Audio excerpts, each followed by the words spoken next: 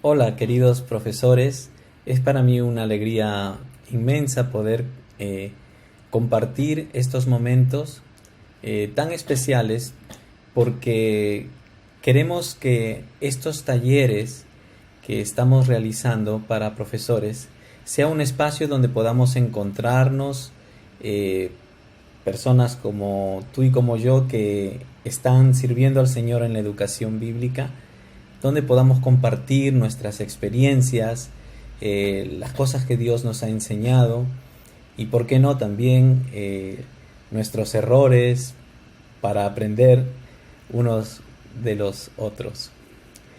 Esta serie de talleres es un programa de formación del profesor en la educación bíblica.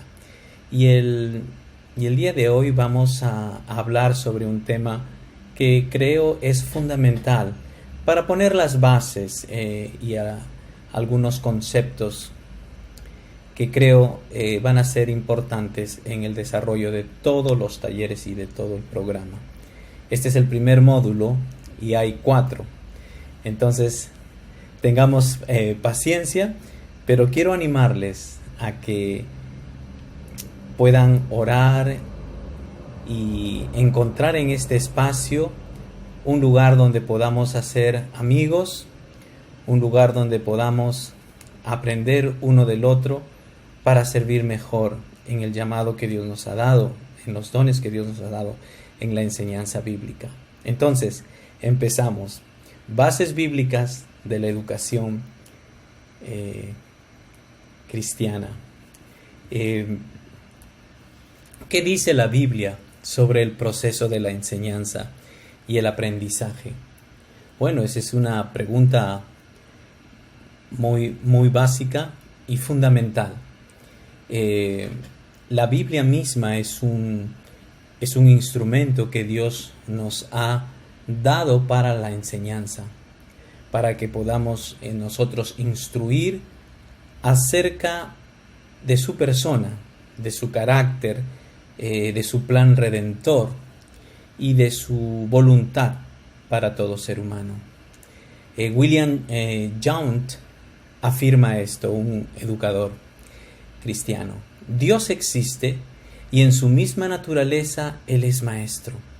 Además, la Iglesia, en esencia, una institución de enseñanza que atrae a los perdidos a la fe y la regeneración espiritual, impulsa a los creyentes a la transformación y la santificación, y equipa a los santos para las obras de servicio en el mundo real.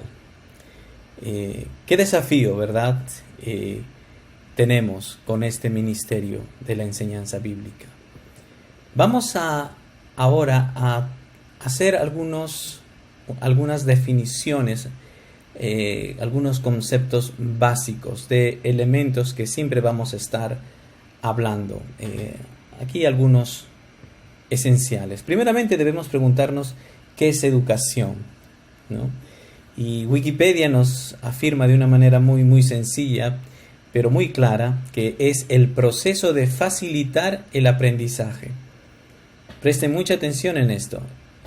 La educación es el proceso de facilitar el aprendizaje o la adquisición de conocimientos, habilidades, valores, moral, creencia y hábitos. Y como aquí en esta pequeña figura pueden ver una puerta, los profesores somos esos facilitadores que abrimos puertas, también ventanas, y para invitar a nuestros estudiantes a mundos nuevos, desconocidos quizás, donde ellos puedan descubrir cosas nuevas. Esa es educación en general. Y existen dos palabras que tienen raíces latinas, que definen la palabra educación. No sé si alguna vez te has chocado con estas dos palabras, educare y educere. Son dos palabras que definen la educación de manera diferente. Primero, educare. Educare tiene que ver con preservar y transmitir los conocimientos que siempre se han tenido. Hacer que los jóvenes aprendan, los estudiantes aprendan a mantener el status quo y saber lo que siempre sus padres y sus antepasados han sabido. Es conocer lo ya conocido, conocerlo bien, para no olvidarse, ¿no?, de las cosas importantes que la cultura de una nación ha aprendido. Por otro lado, educere tiene que ver con un enfoque diferente. Educere tiene que ver con esa preparación de la nueva generación, pero para los cambios que han de venir en el futuro. Este enfoque de la educación trata de preparar a los estudiantes a buscar soluciones a problemas que quizás todavía no existen, ¿no? A cómo enfrentar la vida, que quizás siempre nos va a dar sorpresas. O sea, dos conceptos diferentes de educación. Por un lado, educare exige la memorización y convertirse en buenos trabajadores, ¿no? Queremos que aprendan todo el contenido que es necesario para ellos. Pero educere tiene otro enfoque. Requiere cuestionamiento, pensamiento y creación. Es la manera educativa de ayudar a los estudiantes a hacer preguntas. ¿Qué si sucede esto? ¿Por qué no hacemos esto de otra manera? Etcétera.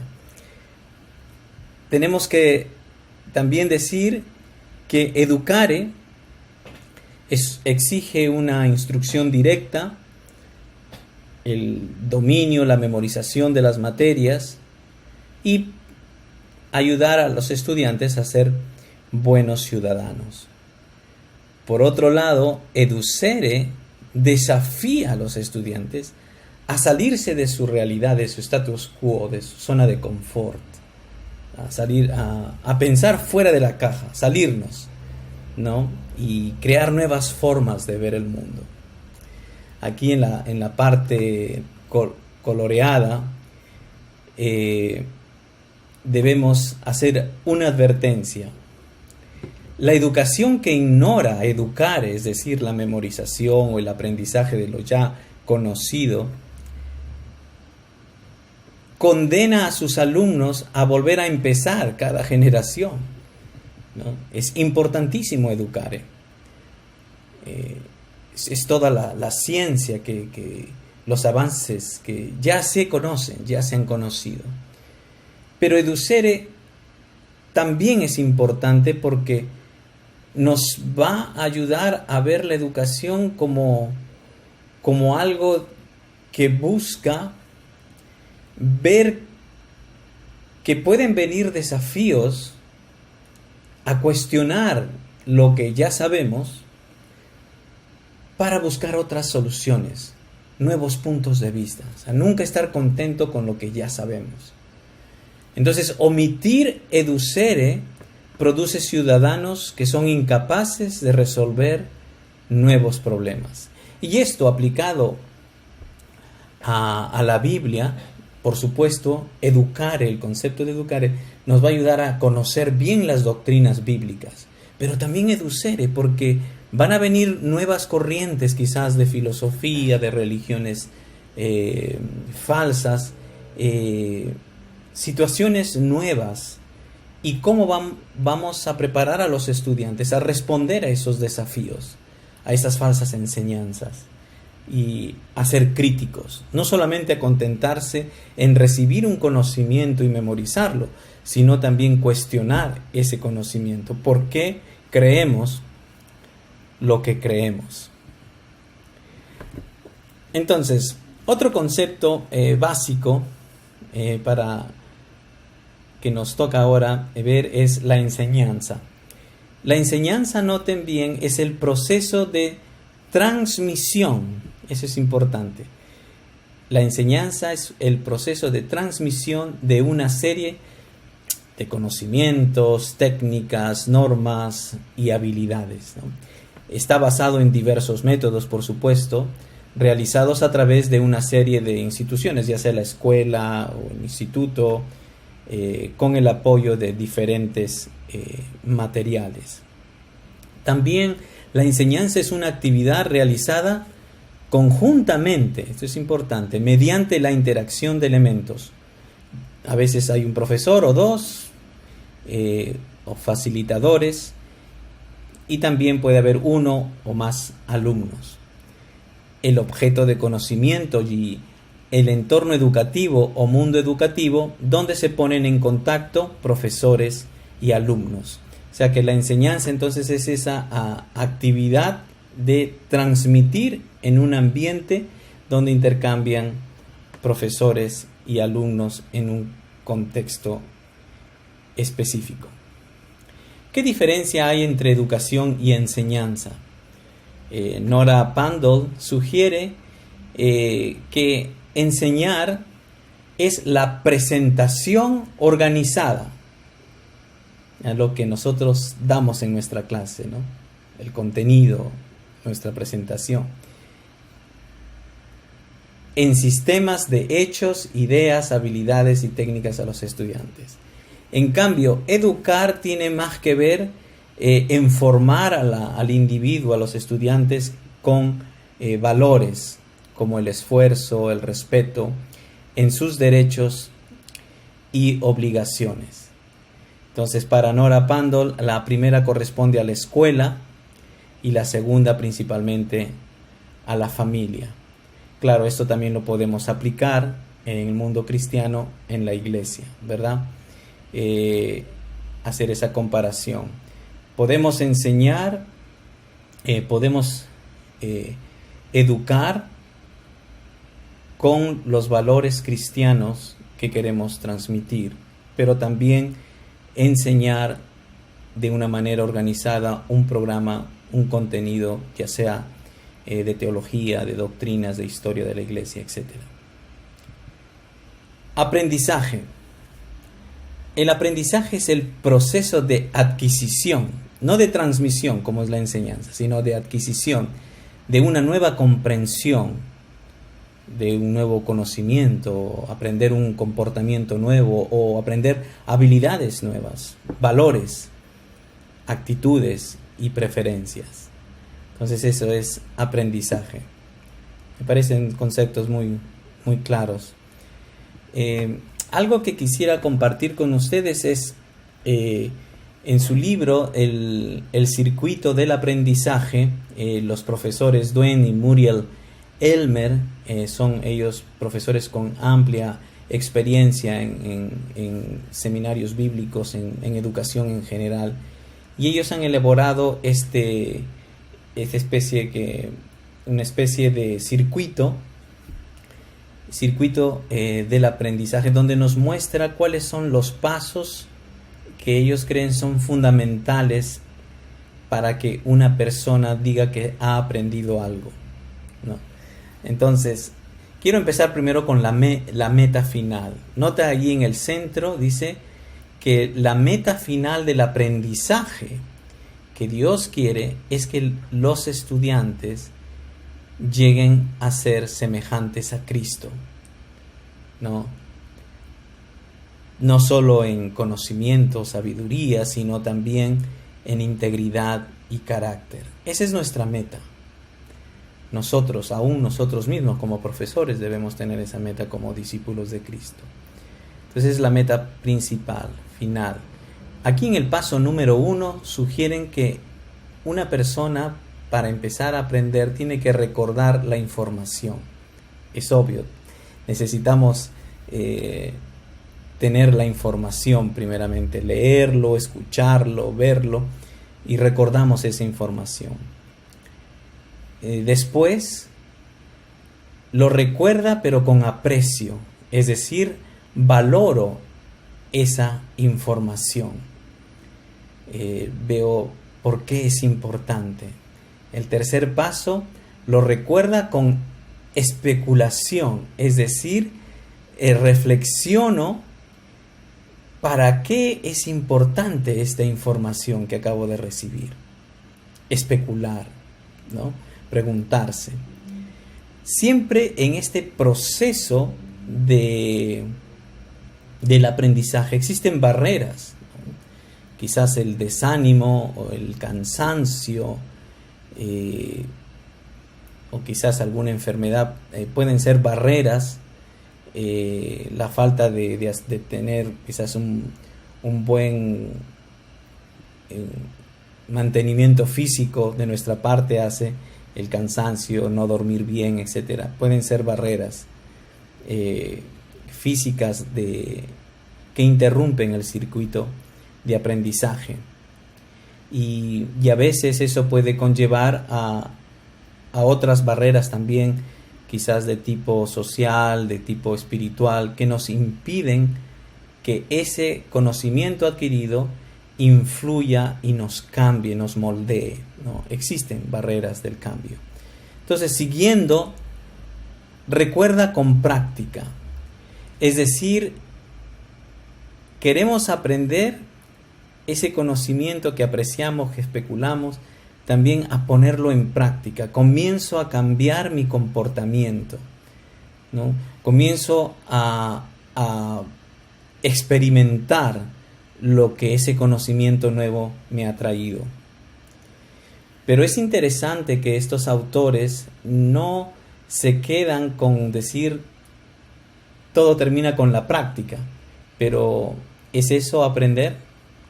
¿Lo practicamos una vez y después nos olvidamos?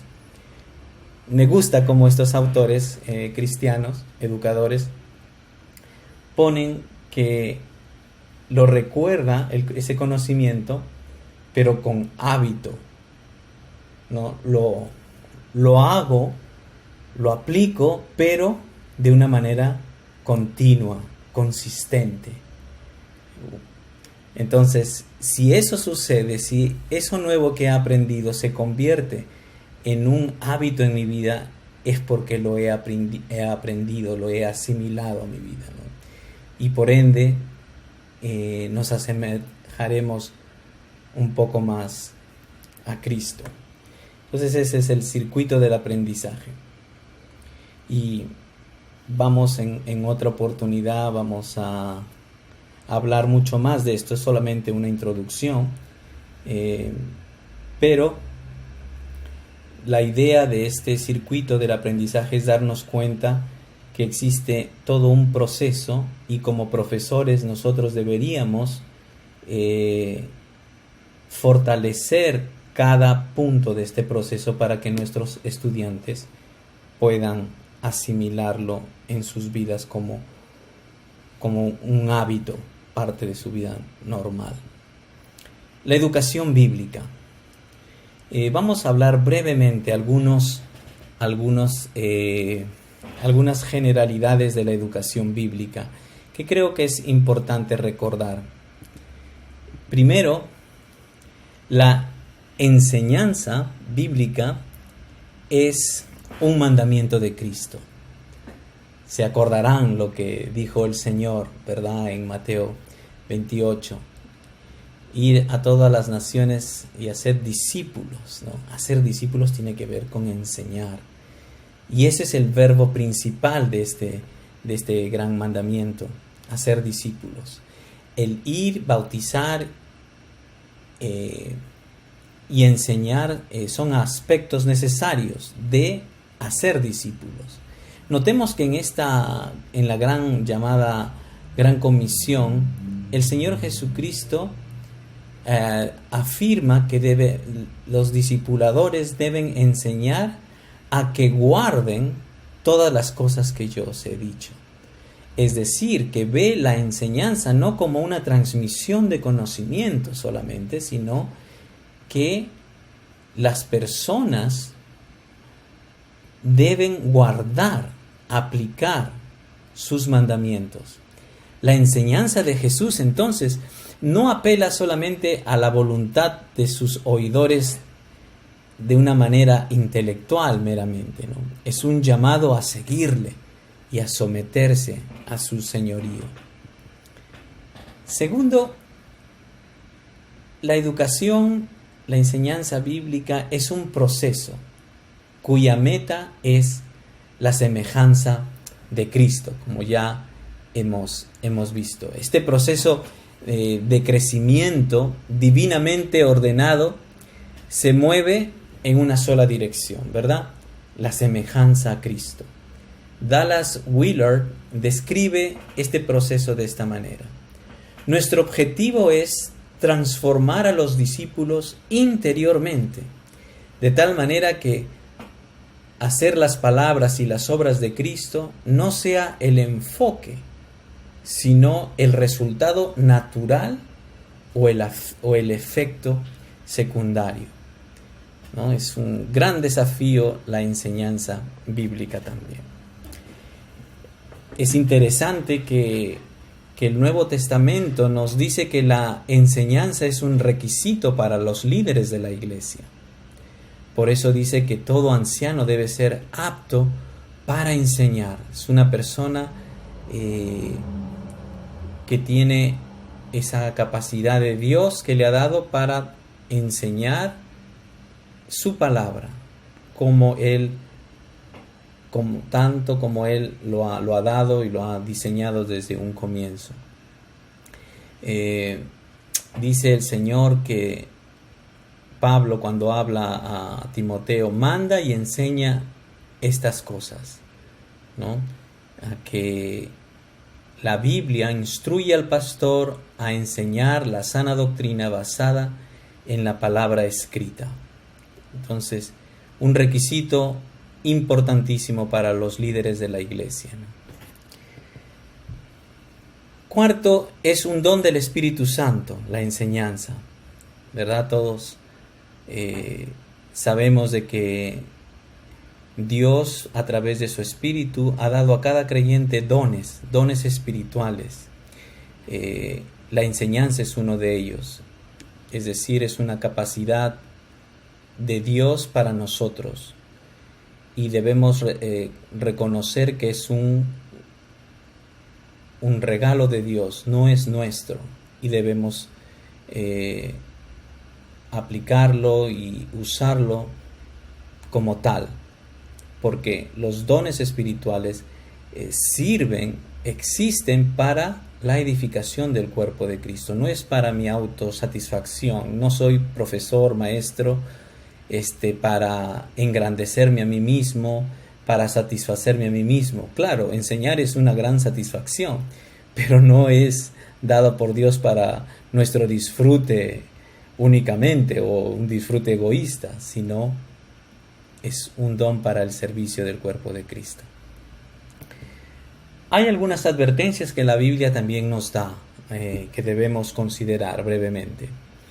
Primero, la palabra de Dios está bastante en contra la hipocresía, ¿no? Tú pues que enseñas a otros, no te enseñas a ti mismo. Tú que predicas que no has de hurtar, hurtas. Entonces son realmente exhortaciones muy fuertes contra un facilismo de decir, de enseñar cosas que no vivimos, ¿verdad? Es una gran responsabilidad que tenemos como maestros. Los alumnos nos están mirando y quieren ver coherencia entre lo que decimos y lo que vivimos, ¿verdad? También la palabra de Dios nos alerta de enseñanzas falsas. Por ejemplo, en 1 Timoteo nos dice: si alguno enseña otra cosa y no se conforma a las sanas palabras de nuestro Señor Jesucristo y a la doctrina que es conforme a la piedad, está envanecido, nada sabe, y delira acerca de cuestiones y contiendas de palabras, de los cuales nacen envidias, pleitos, blasfemias, malas sospechas, disputas necias de hombres corruptos de entendimiento y privadas de la verdad, que toman la piedad como fuente de ganancia. Apártate de los tales. Es interesante cómo la falsa enseñanza tiene consecuencias o tiene raíces también desde un comienzo pecaminosas. Debemos estar alertas de ello. Y también, obviamente, la Biblia desde el comienzo del Nuevo Testamento nos dice que habrán muchos falsos profetas en el mundo que van a intentar contaminar las mentes de los creyentes. Debemos estar atentos. Amados, no creáis a todo espíritu, sino probad los espíritus si son de Dios. Y para ello, claro, tenemos que tener nosotros mismos una buena formación en la palabra de Dios. Debe haber un estudio continuo de la palabra. Ahora vamos a ver a Dios como maestro. ¡Wow! Esto a mí me fascina. Reconocer que Dios es el autor y el revelador de todo, de toda la verdad, ¿no? La verdad absoluta, lo que es verdad. Ver a Dios como maestro nos debe dar ilusión, gozo y un deseo de imitarle, ¿no? Nosotros los maestros somos responsables, somos mayordomos de proclamar esa verdad que Dios nos ha dejado en nuestras manos en su palabra. Entonces vamos a ver brevemente cómo la Trinidad, ¿no? Actúa, cada persona de la Trinidad actúa como maestro de una forma especial y esencialmente la misma. Dios es nuestro modelo y la fuente de la enseñanza. Y vamos a ver aquí algunas cosas. Pensando en Dios en general o como Padre, Dios es el autor y el revelador de toda la verdad. Dios usa diferentes métodos de enseñanza. Podemos hablar, Dios usa milagros, Dios usa cartas, sermones, muchos métodos que vamos a ver en breve, tanto en el Antiguo como en el Nuevo Testamento. Cuando Dios enseña, espera que respondamos con obediencia. Dios como maestro no quiere, en un cierto modo, no da el conocimiento, la sabiduría, o no nos ha dado su palabra para que nosotros la archivemos, sino que la vivamos, ¿no? Que la experimentemos. Entonces Él quiere que respondamos con obediencia. Es por eso que dice en el Salmo 32:8, te haré entender y te enseñaré el camino que debes andar, ¿no? Es Dios que es nuestro Maestro Celestial. Él está interesado que nosotros aprendamos, ¿no? Y aprendamos quiere decir adquirir no solamente conocimiento, sino una vida en comunión con Él. Ahora, pensando en Jesucristo, brevemente, porque esto va a ser un tema mucho más completo que se dictará en otro momento, pero solamente recordar estas cosas, ¿no? Que Jesucristo tenía un corazón pastoral. Él no solamente les dio una cátedra de doctrina, ¿no? De teología bíblica o de teología sistemática. Él estaba interesado en el crecimiento espiritual de sus discípulos, ¿verdad? Eso es hermoso, reconocer su corazón pastoral. Después, obviamente, su tema central siempre fue la verdad y la voluntad absoluta e inmutable de Dios su Padre. él quería y él enseñaba lo que había en el corazón de Dios, ¿no? Y esta había sido revelada en las Escrituras, en la Torá del Antiguo Testamento, que era la Biblia del Señor Jesucristo. La verdad y la voluntad de Dios era su enseñanza. Después vamos a ver en otro momento a más detenimiento la variedad de metodologías que el Señor Jesucristo usó. ¿No se acuerdan? Pues parábolas, hizo sermones, enseñó en diálogos, preguntas retóricas, usó hipérboles, metáforas y aún un lenguaje provocativo, ¿no? Muy interesante, eso lo vamos a profundizar más adelante en otro curso. Y el Espíritu Santo, no olvidemos, la tercera persona de la Trinidad, es también participa en la enseñanza de una manera muy, muy real, ¿verdad? El Espíritu Santo interviene ante todo en la regeneración del hombre, ¿no? Que acepta a Cristo. Pablo nos advierte cuando escribe a los Corintios: pero el hombre natural no percibe las cosas que son del Espíritu de Dios, porque para él son locura, y no las puede entender, porque se han de discernir espiritualmente. Entonces es la labor del Espíritu Santo quien ayuda al ser humano a entender la revelación de Dios. Pero también nos dice el Señor Jesucristo, hablando del Espíritu de verdad, del Espíritu Santo, que Él os guiará a toda la verdad, porque no hablará por su propia cuenta, sino que hablará todo lo que oyere y os hará saber las cosas que habrán de venir y os lo hará saber. Todo lo que tiene el Padre es mío, por eso dije que tomará de lo mío y os lo hará saber. Noten allí las veces que habla de enseñanza, os hará saber. Y también nos dice que el Espíritu Santo nos hará recordar todo lo que yo os he dicho, ¿no? Más adelante el mismo Espíritu Santo va a inspirar a los apóstoles a escribir la palabra de Dios, el Nuevo Testamento, ¿verdad? Y Él es quien nos hará recordar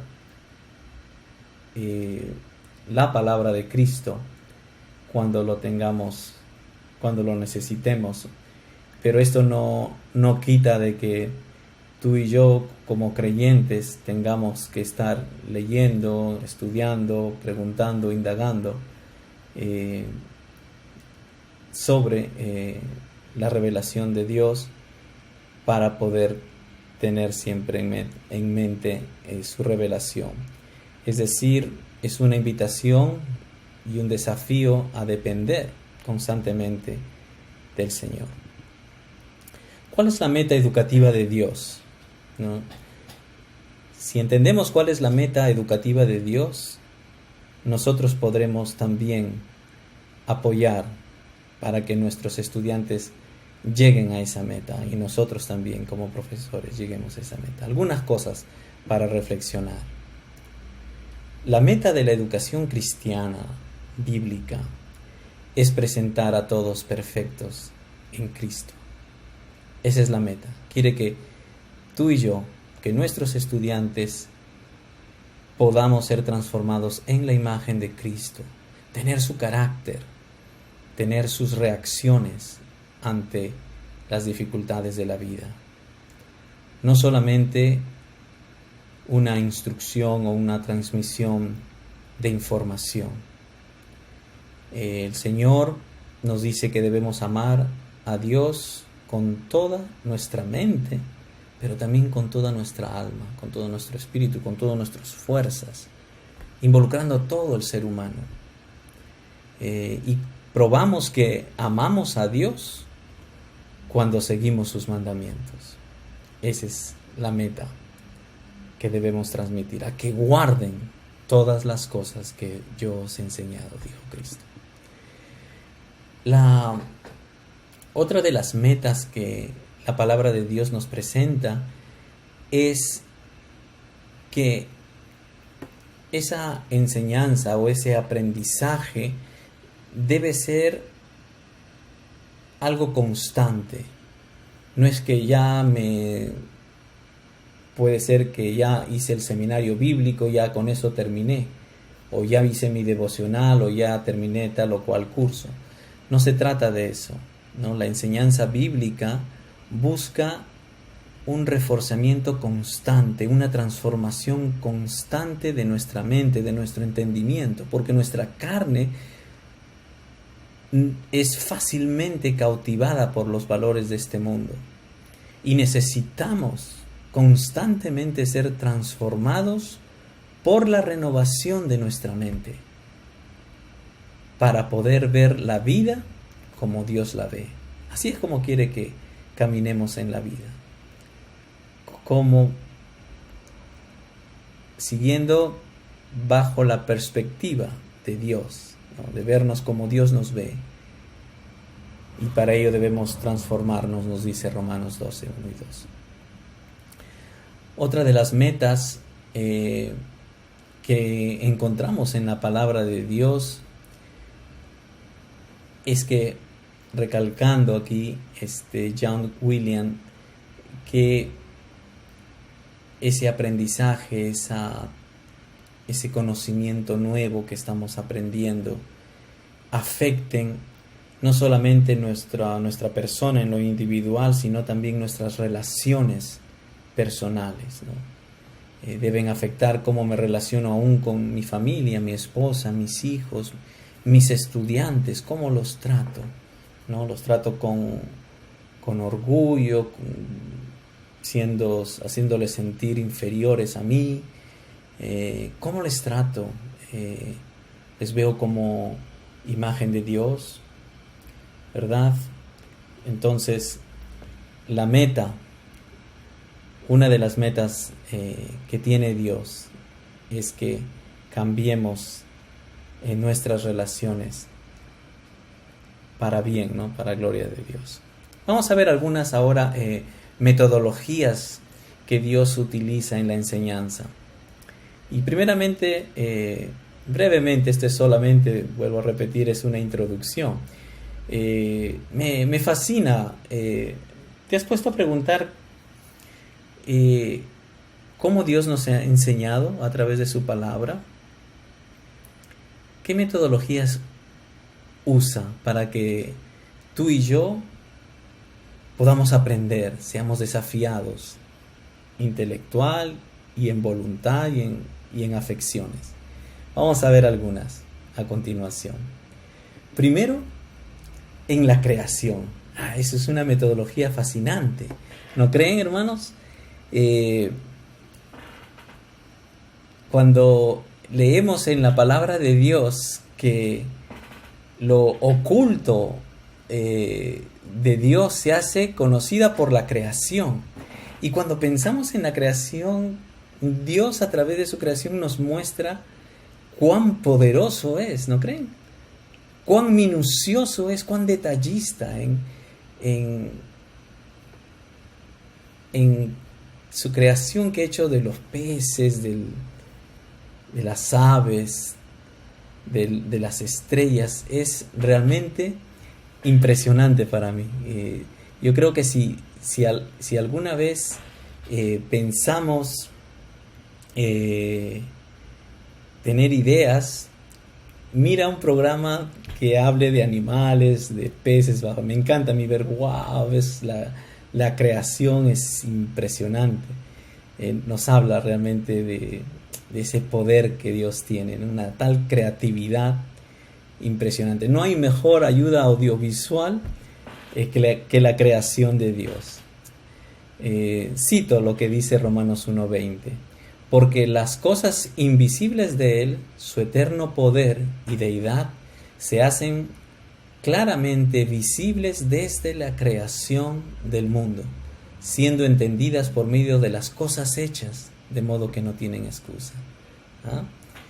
Otra metodología, obviamente, es el libro de Dios. Tenemos en nuestras manos la Biblia, ¿verdad? Dios no nos ha dado un video, un audio, sino algo escrito, el libro de Dios.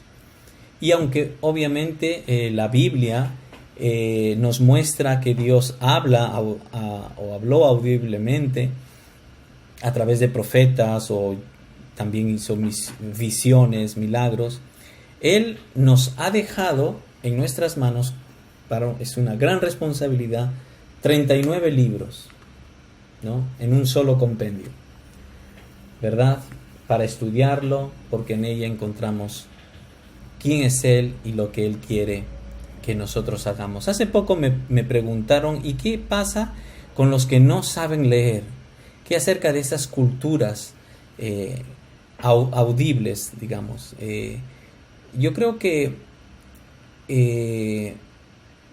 muchas veces en culturas donde no tienen escrita la palabra de Dios, pues obviamente se tiene que enseñar audiblemente, pero eventualmente se debe poner su idioma en lenguaje escrito, ¿verdad? Para que ellos puedan revisarlo y estudiarlo debidamente. Es por eso que en la palabra de Dios encontramos miles de versículos que exaltan la palabra de Dios, ¿no? Debemos respetar el escrito está. También cuando Pablo decía ocupaos de la lectura, o encontramos cuando el Señor Jesucristo dijo las escrituras hablan de mí, ¿verdad? Entonces Dios, su metodología es que nos ha dado algo escrito y debemos aprender a leer, e incluso deberíamos estudiar también los idiomas originales en que fue escrita y entenderlo también mejor. La tercera cosa es su gran variedad literaria. Dios no es monótono, Él no es solamente, nos ha dado su palabra con un solo género literario, sino una gran variedad, ¿no? Tenemos narrativa, poesía, profecía, hay ley, hay epístolas, en fin. Dios no es monótono en su revelación. Y toda esta variedad literaria realmente es un desafío, son un desafío a nuestro intelecto y comprensión. Pero gracias a Dios no olvidemos lo que hemos dicho, Dios nos ha dado su espíritu para entender. Una de las, dentro de esa variedad literaria, es que Dios nos ha dado la mayor parte de las escrituras, dicen los expertos que es un 43% ha venido en narrativa, ¿no? Dios nos revela su carácter y su voluntad a través de historias, a través de personajes, ¿no? Cuando vemos a David venciendo a Goliat, vemos allí la soberanía y el poder de Dios, ¿no? Cuando vemos también las personas que mueren instantáneamente por haber desobedecido a Dios, vemos allí la santidad de Dios, ¿no? Lo que significa temer a Dios, ¿no? Entonces Dios usa mayormente la narrativa. No nos ha dado una lista de doctrinas para memorizar, no nos ha contado historias, y eso es importante. Cuán importantes son las historias para el ser humano, ¿no? Cuando contamos historias, eso cautiva la atención de la gente, ¿no? Dios es muy, muy sabio en eso. Pero también Dios ha utilizado, si nos ponemos a pensar, ha utilizado miles de ayudas audiovisuales, ¿no? Imagínate, ponte a pensar, cuando nos ponemos a estudiar el sistema de sacrificios, los festivales, ¿no? Del Antiguo Testamento, los artefactos del tabernáculo, del templo, la vestimenta del sumo sacerdote, etcétera, etcétera, etcétera, nos percatamos de cómo Dios nos instruye con cada detalle. Alguien ha dicho que por ejemplo, el tabernáculo o el templo, todo el sistema de sacrificios era como el kindergarten, ¿no? En un kindergarten los niños, ustedes saben, aprenden con sus manos, ¿no? Haciendo formas, la plastilina, les hacen oler diferentes cosas, les hacen escuchar, ¿verdad? Una serie de cosas para que experimenten todos sus sentidos, ¿no? De olfato, de oído, etcétera, etcétera, para hacerles recordar, reflexionar. Todo esto son, hermanos, ayudas audiovisuales impresionantes. Yo estoy convencido que los niños que vivían en la época del tabernáculo sabían muchísimo, porque preguntaban a cada rato a sus padres, ¿verdad? Papá, ¿y por qué están matando a ese corderito? Veían la sangre, el sentimiento de perder a su ovejita favorita, en fin, un montón de cosas. Y el padre ha de explicarles, ¿no? Es por el perdón de tus pecados, de mis pecados, pero papá, ese es inocente. ¿Qué culpa tiene ese animalito para que muera si los pecados los hemos hecho nosotros? ¿Se dan cuenta? Algo impresionante, cómo Dios utilizó ayudas audiovisuales, sensoriales, muy reales, para que su pueblo pueda aprender. Eso a mí me encanta. Podemos hablar muchísimo sobre las ayudas audiovisuales de Dios. Por último, la geografía bíblica, ¿no? Alguien ha dicho, Cícero me parece, que la geografía bíblica es como el quinto evangelio. Y ciertamente la geografía juega un papel importante en la enseñanza de Dios a su pueblo. Podemos pensar en el desierto y lo que significó vivir en el desierto con escaseces, y ver repentinamente la mano de Dios proveyendo agua, proveyendo aves para que el pueblo de Dios coma y no perezca, ¿no? El mar de Galilea, sus tormentas, o la bonanza que había después de las tormentas, habla del poder de Dios. Las montañas, que habla quizás de la protección, ¿no? de Dios para su pueblo. A través o desde las montañas, por lo general, Dios se revelaba a su pueblo también, ¿no? Son ejemplos que hasta el día de hoy nosotros podemos ver esas historias bíblicas muy reales, ¿no?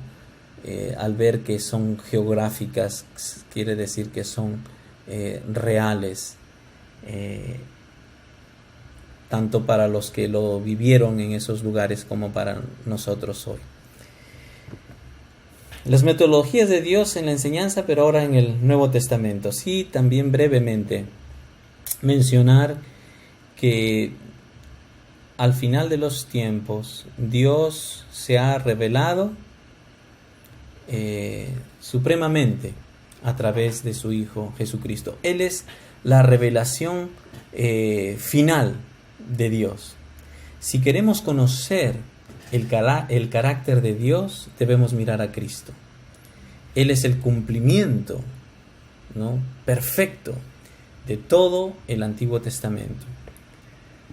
Y sí, hay una gran variedad literaria también, ¿no? Tenemos historia en los evangelios, en las parábolas, en Hechos de los Apóstoles. También las cartas, ¿no? que escribieron los apóstoles. En estas cartas que fueron enviadas a diferentes iglesias para ser leídas, ¿verdad? Nos hablan de escritores y de audiencias que estaban experimentando problemas en las iglesias, problemas políticos, sociales, problemas de persecución, y estas cartas intentaban ayudar, animar, enseñar, instruir a la iglesia, ¿verdad? Las cartas hasta el día de hoy es una fuente tremenda de doctrina sana. y también, por supuesto, el libro de Apocalipsis, que es un género literario especial, ¿no?, que fue usado para transmitir aliento a la iglesia que estaba pasando por persecución. Apocalipsis es como la historia de nuestra victoria final, ¿verdad?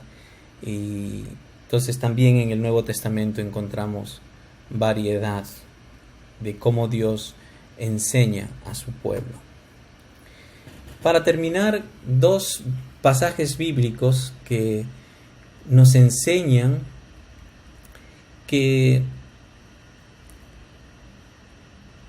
la enseñanza bíblica tiene que ver con todos los aspectos del ser humano.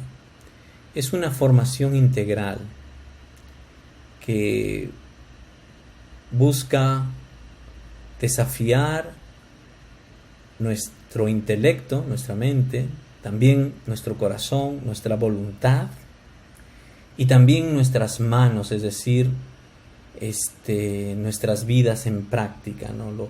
Lo que hacemos con ese conocimiento.